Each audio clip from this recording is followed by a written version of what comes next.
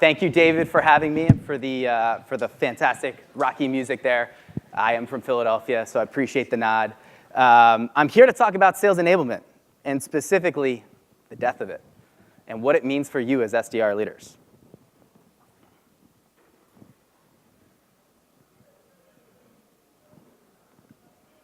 Issues. There we go. All right. Hi, I'm Steve. I head up product marketing and sales enablement at Guru. I've held a number of different roles throughout my career on the product side, on the marketing side, and on the sales side. It's given me a tremendous amount of perspective on how sales enablement should function within an organization. And I've run sales enablement programs and teams specifically for over 5 years. I did, despite the Rocky music, I did root for the Patriots this Super Bowl, which, as you might imagine, did not make me the most popular guy in Philadelphia. But that's all right.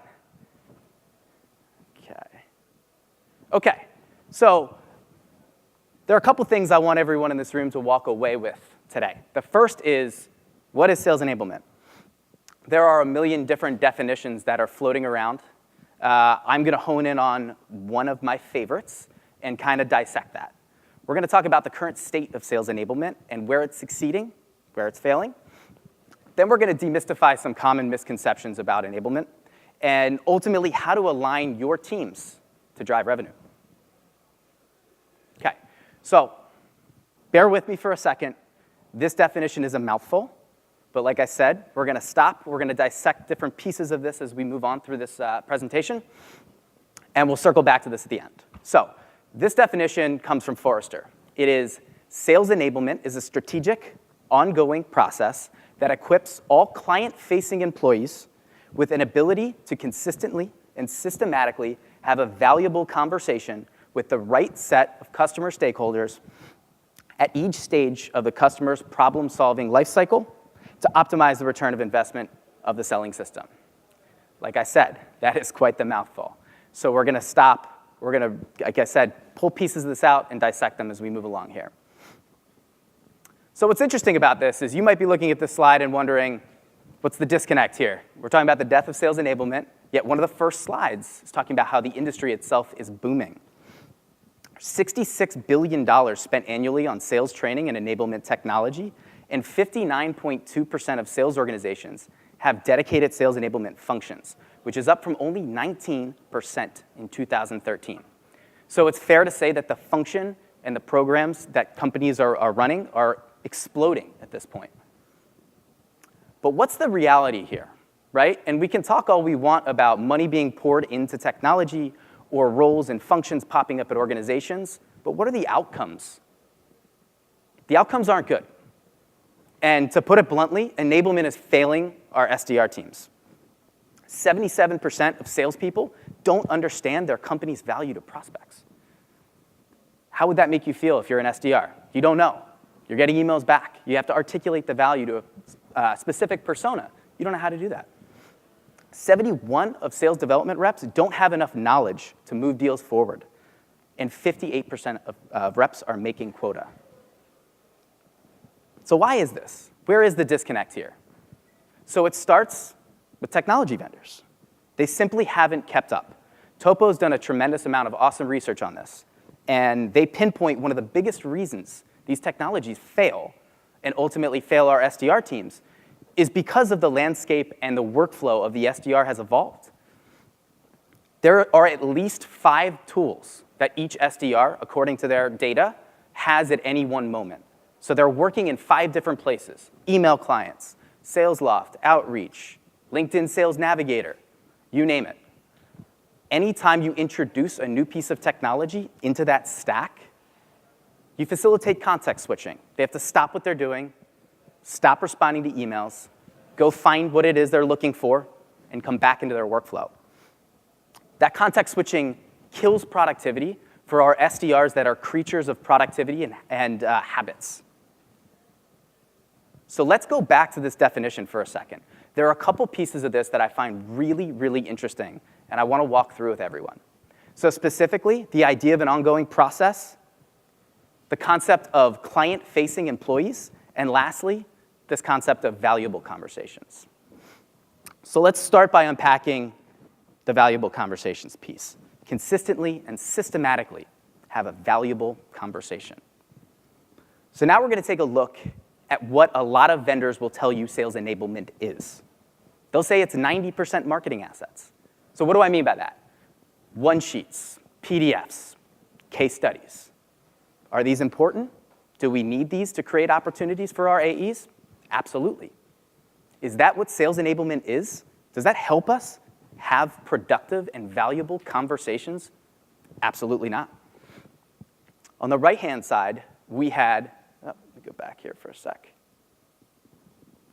90% product and sales knowledge and training. So what do I mean by this? GDPR comes out. We need to be able to handle those objections. Competitor gets mentioned. We're asking a very specific piece of product functionality. Need to understand how it works before I get on the phone with you or your AE. That's the meat and potatoes of what drives valuable conversations. And I'm a marketer here, right? I spend my days creating assets for my SDR team. I can tell you, it is only a sliver of the pie when it comes to facilitating those valuable conversations. Let's move on to the next piece. It's an ongoing process, right? And the presentation before me hit on this. Really interesting data.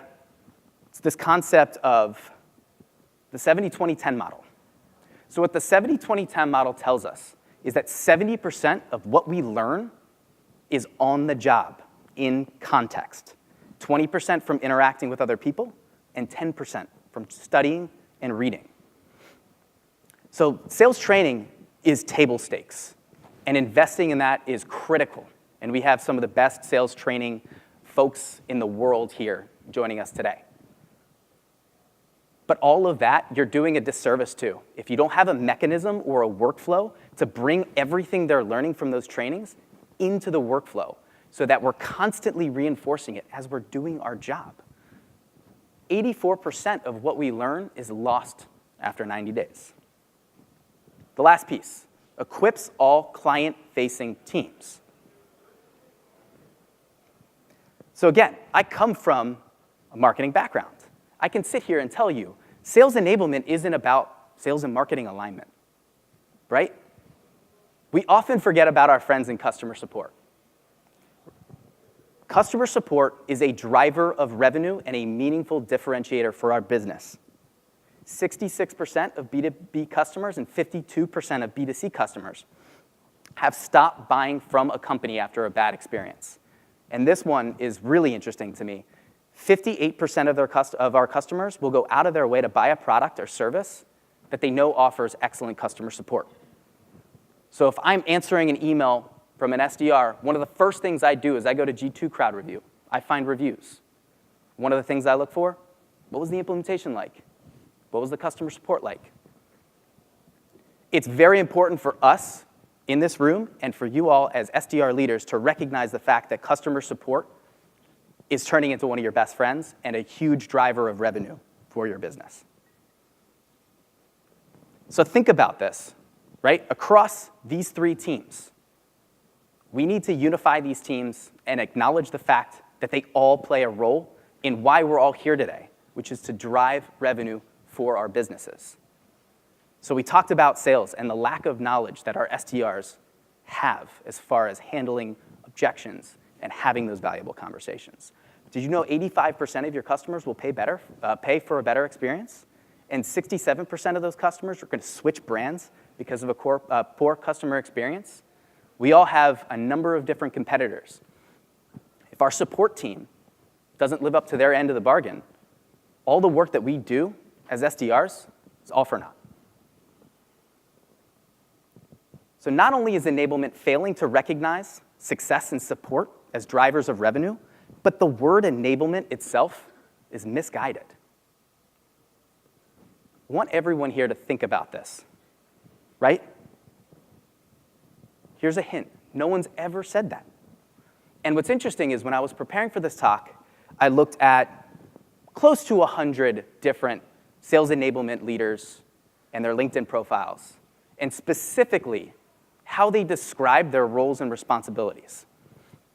Do you know what word came up constantly? Empowered. And let's think about this. Let's depart from sales enablement. We've talked about how sales itself creates a silo within an organization and cuts off a very important facet of the revenue team. And enablement. No one here has ever felt enabled.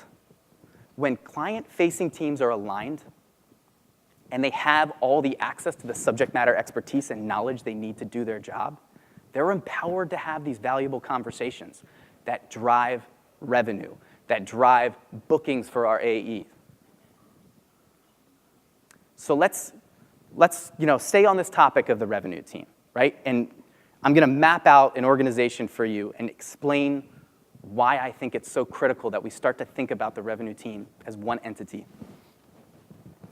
So when sales success and support work together to drive revenue, amazing things happen. And I'll give you some examples before we wrap up today. Now let's roll that into this idea of empowerment, which is systematic, ongoing way of leveraging the collective intelligence of your entire company. When GDPR was happening and we had security questions, did we go to marketing? I hope not. We went to security engineers. We went to the product team. We've got questions about our roadmap, about APIs. Did we go to the marketing team? We could try. Who are the subject matter experts? Who has the tribal knowledge that's often untapped within organizations? Product team, engineering teams, right? So a focus on this sales and marketing alignment, it's myopic, it's short-sighted, and we need to start thinking about the business as a whole and how we can empower our SDRs across the entire organization. So I'd really like to start thinking about this concept of revenue empowerment. Let's treat the revenue team as one entity, and let's empower them to do their jobs better and drive those valuable conversations that drive revenue. So let's break this down side by side. Sales enablement equips sellers with one-off trainings or external content, creates marketing and sales silos within organizations, and only focuses on one piece of the customer journey, right? Just get them in the door. Let's close the deal. Revenue empowerment is an ongoing and contextual learning and training experience. Let's take all that work we're putting up front in those trainings, all that investment, and let's reinforce that constantly where they're doing their jobs, in Sales Navigator, in Gmail, in Outreach and Sales Loft, in all of these places we know our SDRs are working. Let's unite these customer-facing teams, right? You get questions as an SDR about APIs, security, documentation, very nuanced, specific, technical questions. At the same time, you've got support reps answering questions about pricing tiers. When they're not all empowered as one entity, that creates a very, very poor experience for our customers. And lastly, let's tap into the subject matter expertise across the entire organization. Let's just rid ourselves of this thought of sales and marketing alignment. Again, it's short-sighted. That's only a sliver of the pie. So, you're probably asking yourself where you go from here. I've got 3 recommendations for everyone in the room today. The first, align sales development with customer support. Hear me out on this. So, back in 2015, I was running sales enablement for an organization and a product that was very technical. It was in the BI space. We had 1 million competitors. One day, a customer support rep, who I very rarely interacted with, walked up to me and said, "Hey, do you mind if me and some of my teammates sit in on your competitive intelligence sessions?" It struck me as odd. I said, "Why is that?" He said, "Well, we're struggling right now. The products, we have a lot of competitors. We get a lot of questions about these competitors. We need to be able to handle those. We have chat, we have email support. They're asking these questions here. We just don't know. You're off in your marketing sales silo talking about all this competitive stuff, how to deposition these competitors. We have no idea." So I went back to the sales team and I started asking them the same question. And I said, "Hey, how confident are you in your ability to answer some of these very technical questions?" And the answer I got was, kind of. So I had a crazy idea at the time, which was, let's cross-train these teams. Every training we have with one, let's bring in the other. And you know what's interesting? Sales rep emails per call held, excuse me, it's a mouthful, dropped significantly. And when I dug into the data more and more, it's because we were getting asked these technical questions. And our reps, instead of shoulder tapping experts, we all know the speed to reply is crucial. They were now empowered to just do their jobs better and answer and field those questions on the fly, get back to their prospects quicker, and get phone calls for our AEs. Second piece of advice, invest in products or processes that work not just for your sellers, but your entire organization. We can't expect to tap into the expertise of our collective organization if we don't find a means for them to find each other on the battlefield, right? So Slack and Microsoft Teams are just two. There are many. But where I see this succeed is in places like this. Do you know who's living in Slack? Your security engineers, your product team. Are they living in Salesforce? Are they living in Sales Navigator? No. Are they living in your content management systems? Nope. But they're here. We talk so much about finding reps where they work. Let's find everyone where they work, and let's empower the team collectively. Third piece of advice. Things change very fast. Buyers change. Markets change. Competitors change. Your product changes, right? Keep pace with these changes. More awesome data from Topo. 35 to 40% of sales knowledge that our SDRs are using is out of date. What happens when they give a prospect a wrong answer, that prospect gets on the phone with our AE, and they find out that was the wrong answer? Build mechanisms for regular audits of the knowledge and the content that your team needs to be successful. So with that, I ask you all to go forth and empower your revenue teams. Make friends with customer support, not just customer success. You'll learn a lot from them, and just as importantly, they'll learn a lot from you. Thank you so much.